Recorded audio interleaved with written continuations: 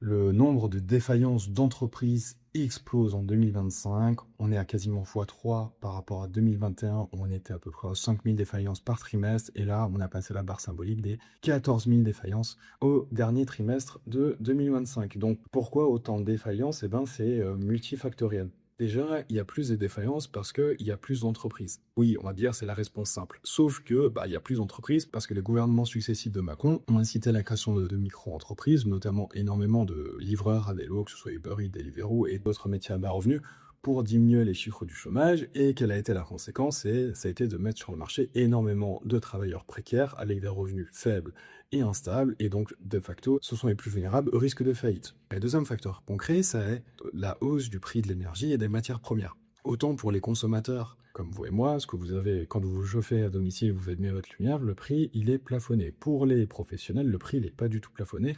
Et il y a eu énormément de témoignages, que ce soit de boulangers, de bouchers, de petits restaurateurs, dont la facture d'électricité a été multipliée par 10 au cours des dernières années.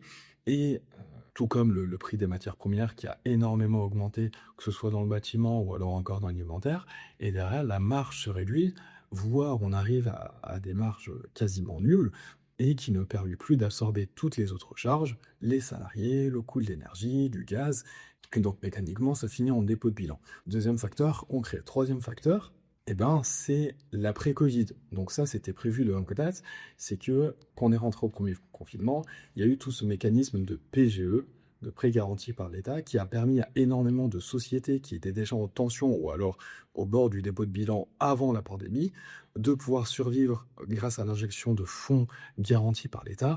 Mais ça a été juste un effet à retardement parce que c'était des activités qui étaient structurellement déficitaires et que mécaniquement, au bout du compte, elles allaient retourner dans cet engrenage déficitaire et se retrouver in fine en liquidation. Donc ces possibilités de crédit, au final, elles ont fait que retarder une échéance qui était inévitable, et on en arrive avec une explosion qui a commencé à intervenir déjà en 2023, mais de plus en plus en 2024 et en 2025, avec des défauts de paiement, et en plus des prêts qui sont garantis par l'État, donc qui vont encore aggraver notre déficit qui est déjà pas très beau. Donc toutes ces raisons me permettent d'expliquer le nombre de défaillances d'entreprises qui littéralement explosent, mais ces explications n'ont rien de rassurant et on est vraiment dans des situations de plus en plus inquiétantes.